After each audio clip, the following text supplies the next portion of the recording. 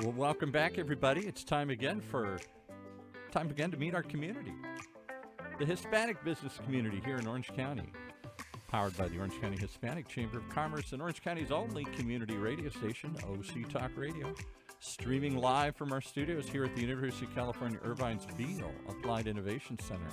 With our guest this week, we had no idea she was going to be really live on anything here. She thought this was just some recording that might come out in 5 years or something here. Thanks to our host, who didn't tell her all about this, John Gutierrez. Hey, everybody. Welcome to our community podcast show, where our community is your community, powered by the Orange County Hispanic Chamber of Commerce. I'm your host, John Gutierrez, Senior Vice President at the Orange County Hispanic Chamber of Commerce. We're very excited to have a special guest today. Our special guest is Deidre Pujols, who is the founder of Open Gate International and the Strikeout Slavery, also owner of Cocina Dominicana, mother of 5 incredible people, and winner of our Orange County Hispanic Chamber of Commerce, the Hispanic Leadership Award. Welcome, Deidre Pujols. Well, thank you for having me. I'm so excited we're live. Yes, and I'm so sorry that I thought every podcast show people knew it was live, Oh, you know? no.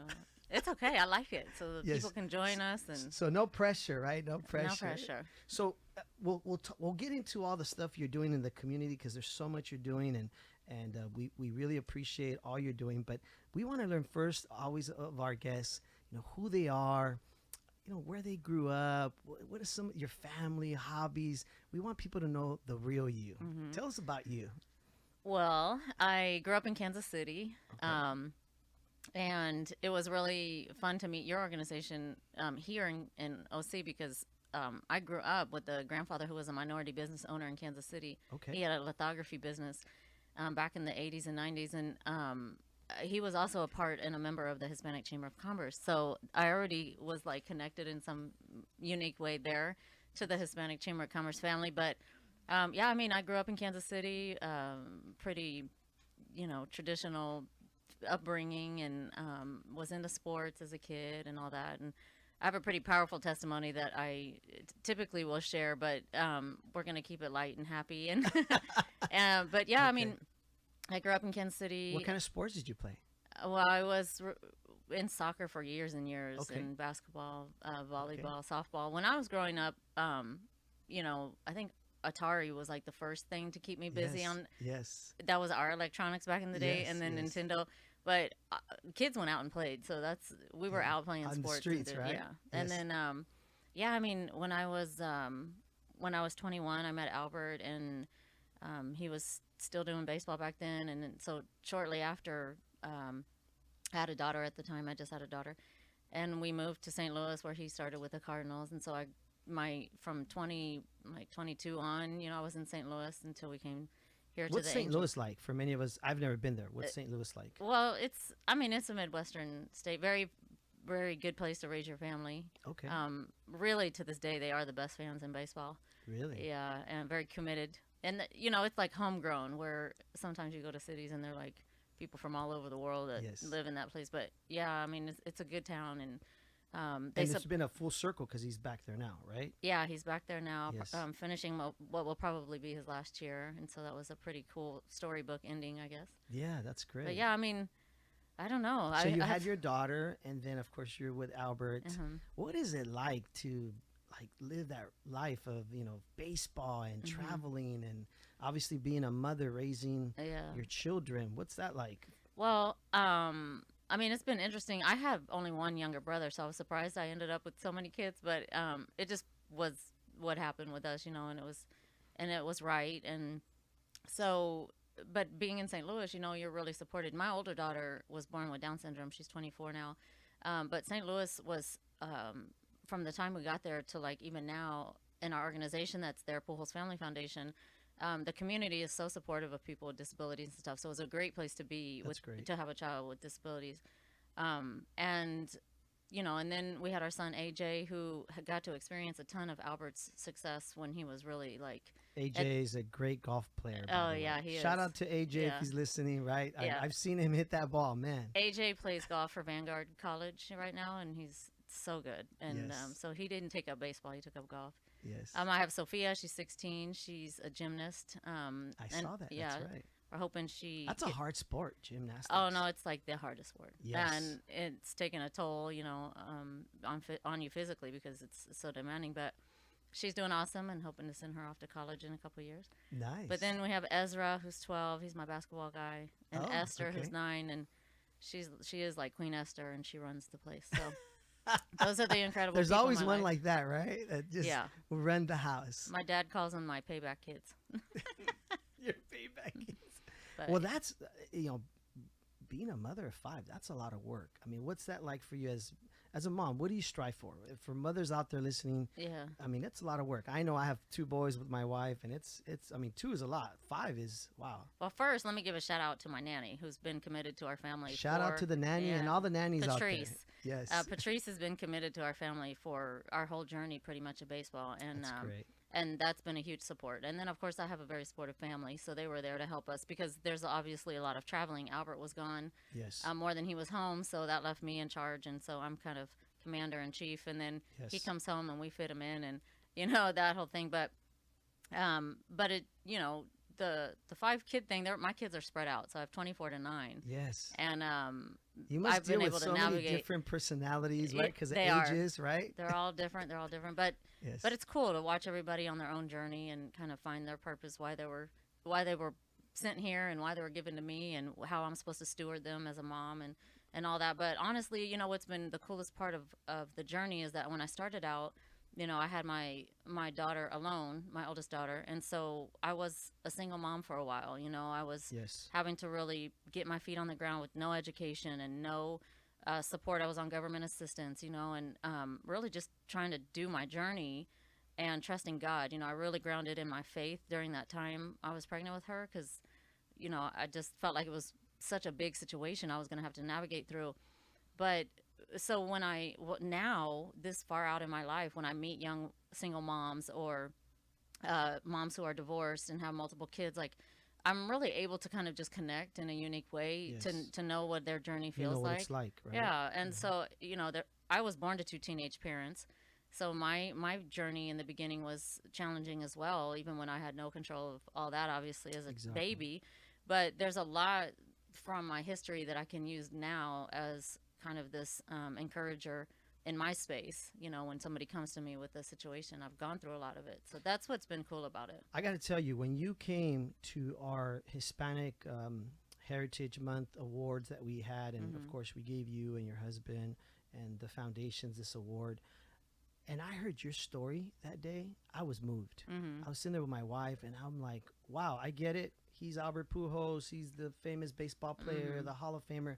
But when I heard you speak that day, I was like, wow, like your journey has been tough.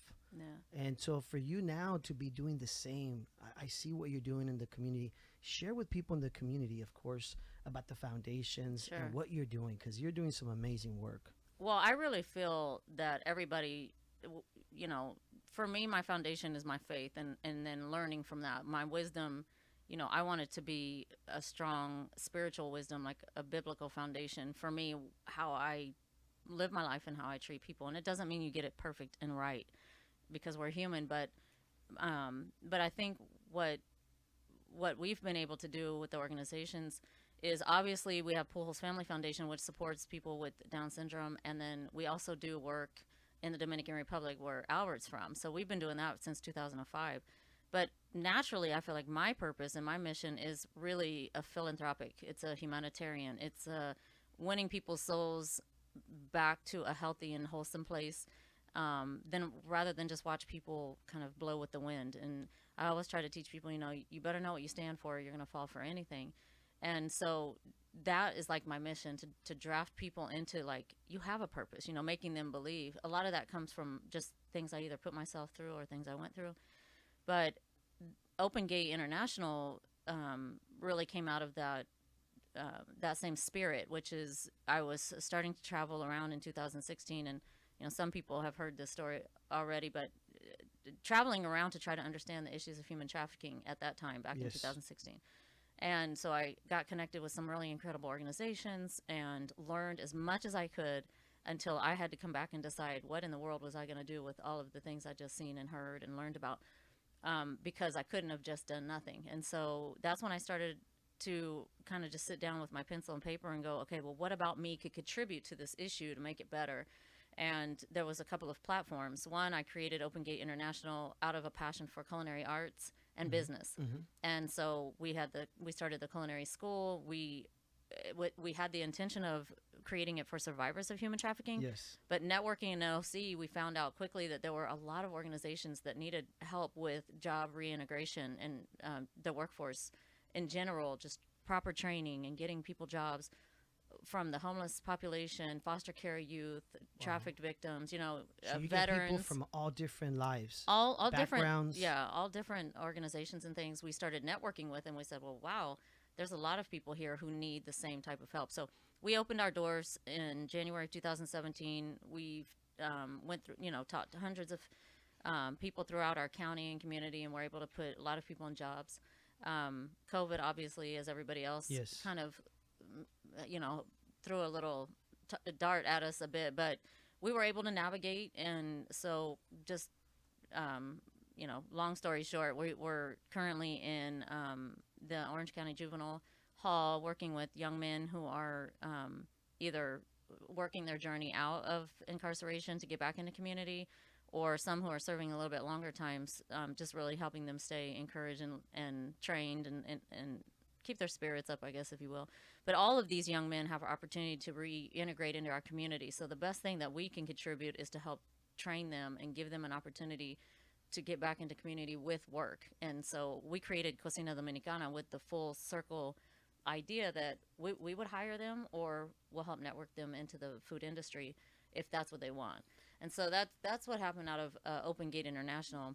Which, by the way, you all were at a celebrity golf tournament recently that we were all at, the Hispanic 100 Foundation, which are partners with us at the Hispanic Chamber of Commerce. And I got to say, the food, the empanadas, everything you guys had was amazing, delicious.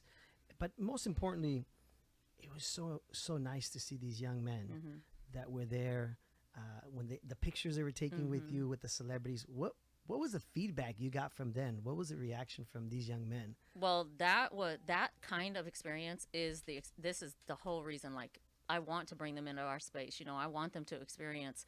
None of them had ever been on a golf course before. None of them knew anything about that, golf etiquette or anything like that. None of them have been around those kind of celebrities before, and so those kind of opportunities are ones that I know can hopefully broaden their minds a little bit than to think that their four corners of their block are their only neighborhood. And so that was an awesome experience for them. And there were actually some really cool relationships that were started because of that. Matter of fact, the other day I posted on my Instagram that one of the young men, he didn't happen to be there that day, but because I met somebody at that golf tournament who owns business, I was able to network and put one of our young fellas into a really cool job. And so, it's just that kind of thing, like being a networker and getting people out into community. So building that bridge, right? Building that bridge.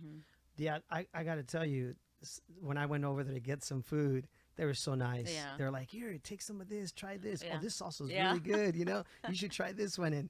And of course, I wasn't sure if I was allowed to give them a tip or not, Yeah. And I was like, is it okay? And you're like, well, I never thought about putting a tip jar. And I'm like, to some, it doesn't matter. But to some of these young guys, might be like, it might motivate them, right? To be like, this is kind of cool, right? Yeah. But they're very, very respectful, good young man. And it was dear to my heart because I grew up in Santa Ana. I grew up around friends like that unfortunately made some of the bad decisions, right? And it's so nice to see that you're giving these young men a second chance and hopefully better skills, right? Yeah. So when people come to your school, the foundation, how long is the course? How does that work? So we originally had built a 12-week course. It was like 12 hours a week. Okay. And then we would try to equip them with all the skills that they would need to enter in like a basic position in a kitchen.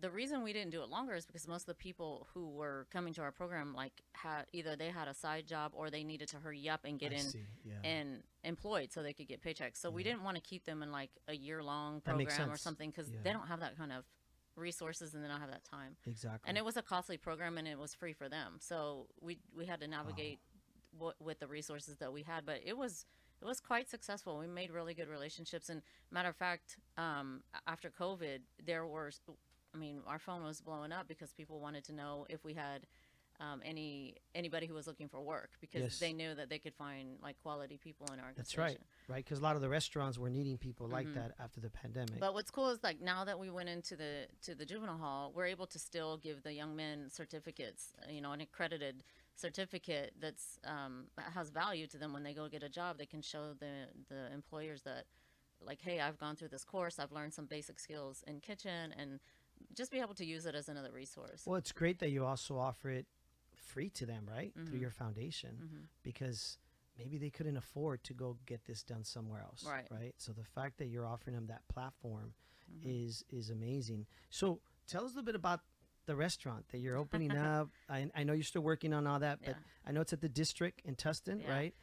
We have a restaurant, Cocina Dominicana, where several of the young men I've hired there to work, and we trained them, and we started, and we had some complications with one of the, we have a little bit of issue with one of the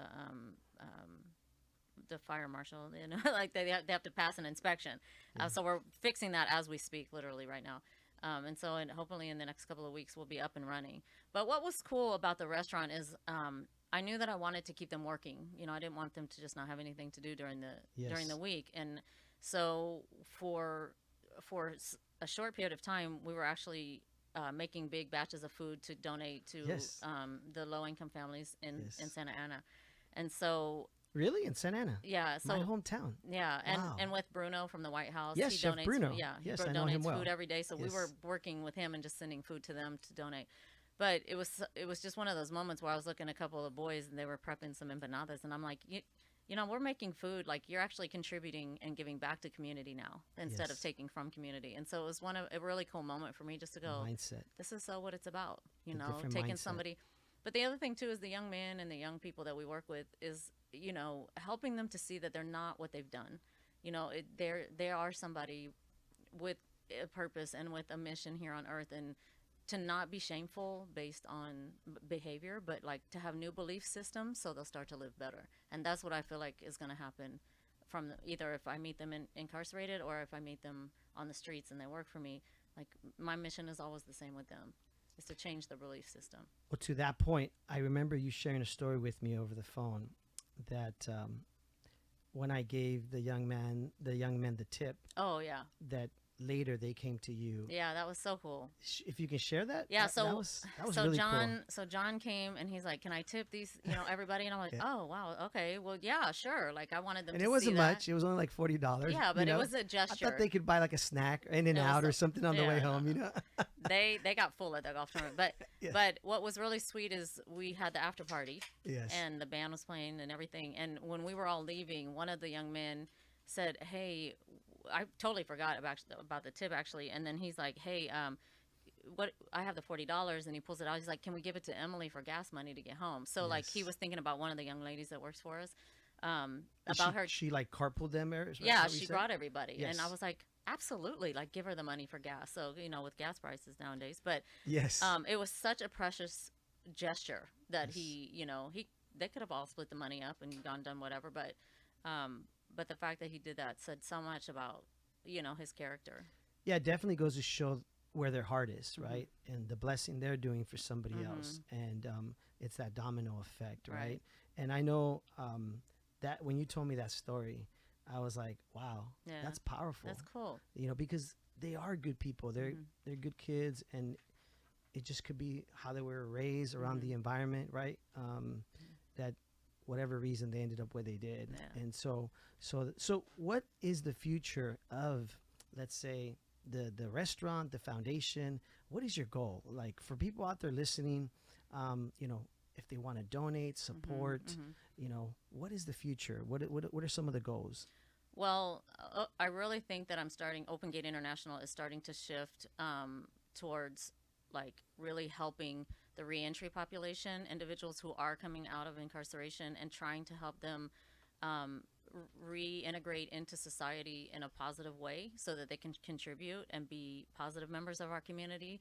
And so I'm learning about that whole system right now and trying to find the best way just like I did with human trafficking and that kind of thing, like really trying to find the best way to navigate and help in that space.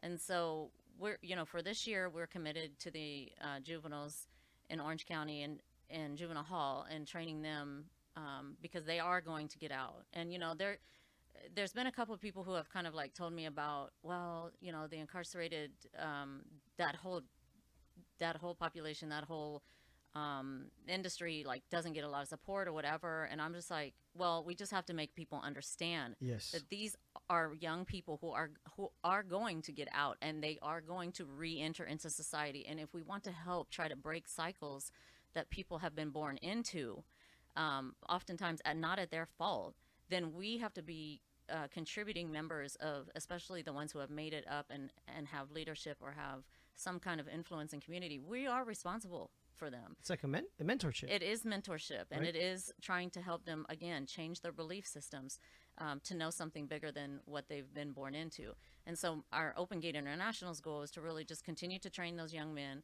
help them before they get out so they're not stuck trying to figure it out on the outside. But the other thing that I really want to address is with the adult population coming out of incarceration, in particular the male population, because I feel like our males are depleting. I feel like that the models in some situations, the male model is just dwindling down, and that young men don't have strong, positive male role models to look up to, and we need that. They're fathers and they're leaders and they're protectors and providers, and so being able to give young men an opportunity to learn that.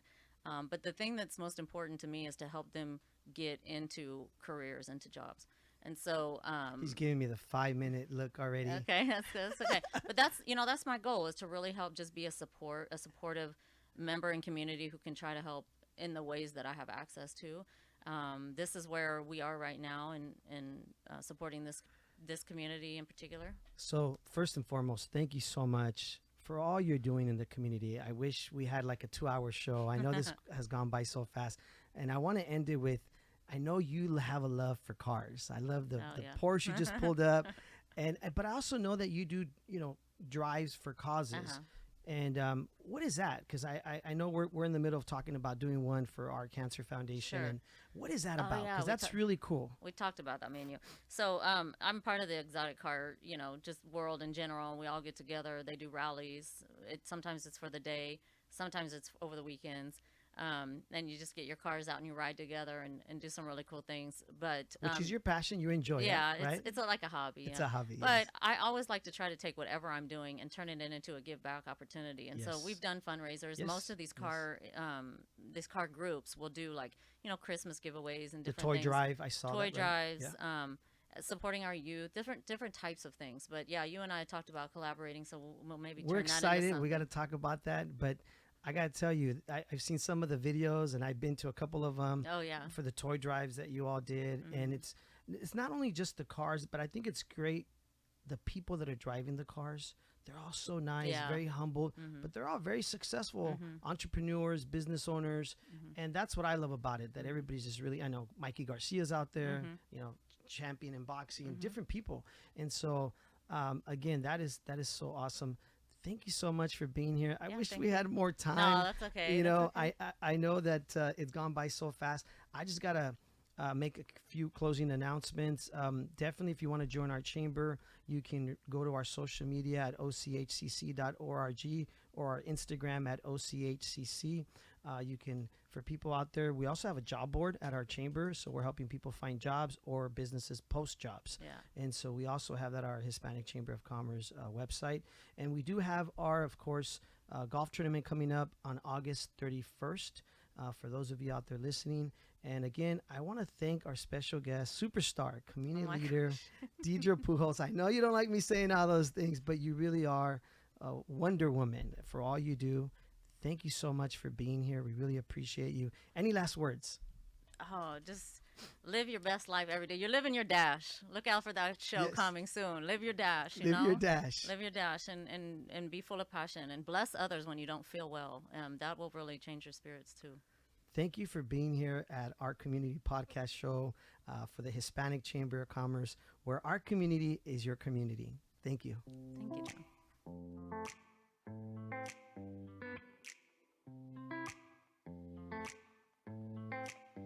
Well, there you have it. Another great example of why I got to tune in each and every week to meet our community.